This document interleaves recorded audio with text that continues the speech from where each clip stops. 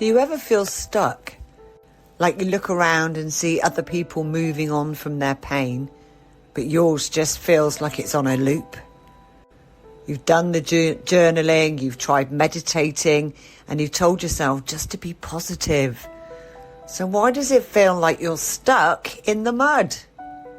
Well, the truth is, healing isn't a straight line, and you're probably skipping the most important stage without even realising it. In this video, I'm going to show you what that stage is and how you can finally start to truly heal. The problem of feeling stuck. Feeling stuck is one of the most frustrating things ever. It's not that you aren't trying, you're putting in the work. You have those good days where you think, okay, I'm finally over it, I'm better. But then something small happens. A song on the radio, a random comment, and boom, you're right back where you started, drowning in the same wave of sadness or anger. It can make you feel like you're failing at healing. You see other people who make it look so easy, while your pain feels like it's moved in permanently. But this feeling gets even worse thanks to a well-meaning but unhelpful advice. People say things like, just let it go, or keep yourself busy, as if it's a simple fix. But it just makes you feel misunderstood. Because if it were that easy, you would have done it already. The reason that advice doesn't work is because it encourages you to ignore the actual wound. It's like putting a small bandage on a deep cut. It might cover up the problem for a bit, but it doesn't actually help it heal. Trying to ignore your feelings is like shaking a can of Coke. You know that eventually it's going to explode. So let me tell you this with total certainty. You're not broken. You are not failing. It makes perfect sense that you feel stuck because we're often taught to run from the very thing that can set us free. The metaphor of the unbuilt house. Let me put it this way. Think of emotional healing like building a house. When most of us decide to heal, we immediately start thinking about the fun parts. We focus on decorating. That's us trying to force positive thoughts. We plan the housewarming party. That's us rushing to move on and look happy for everybody else. We do everything we can to make it look like a finished, beautiful home from the outside. But we're trying to build all this on an empty plot of land. We haven't done the dirty, hard and exhausting work of digging into the ground to lay a solid foundation. And what happens to a house with no foundation? Well, the moment a storm rolls in, a trigger, bad memory, a stressful day, the whole thing collapses and the walls you painted with positivity come crashing down and you end up sitting in the rubble, wondering why your house fell apart again. It can convince you that you're just not meant to build anything that lasts. This is why your healing doesn't feel like it's sticking. You've been trying to build a happy life on shaky ground, but the problem isn't your ability to build, it's that you've been skipping the most important step. Now here's the reveal of the missing stage. So what is this foundation you've been skipping? Well, it's the stage I call radical allowance. This is probably the most misunderstood part of healing. Radical allowance is simply giving your emotions permission to exist exactly as they are, without judging them or needing to immediately fix them. Now, it's not the same as wallowing. Wallowing is when you get lost in a poor me story. Radical allowance is an active, brave choice. See, it's like this. Wallowing is being swept away by a river, but radical allowance is sitting on the riverbank and just watching the water flow by. You are not the river, you're just watching it.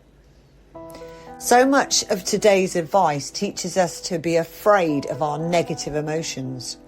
We're told to fight them, ignore them, or distract ourselves. But your emotions aren't the enemy. They are the messengers trying to tell you something important about what you need. So when we practice radical allowance, we finally stop and listen to the message instead of trying to get rid of the messenger. This is where real emotional processing happens. Your feelings are energy, and that energy needs to move. When you push a feeling down, that energy gets trapped in your body, which is what causes that heavy, stuck feeling. Allowing a feeling to just be there is what lets its energy move through you and eventually out of you. This is the acceptance that experts always talk about. It's the foundation that makes everything else possible. Without it, you're not healing. You're just hiding. The how-to, the laying the foundation. So how do we actually do this? It comes down to a simple 3-step practice you can use anytime a tough emotion shows up. Step 1, acknowledge and name the emotion. First, we have to figure out what we're actually feeling instead of just saying, oh, I feel bad.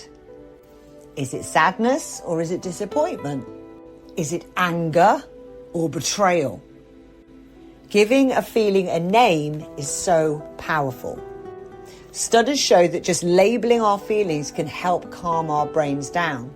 So the next time a wave of emotion hits, just pause and say to yourself, okay, this is loneliness, or I'm feeling rejection right now.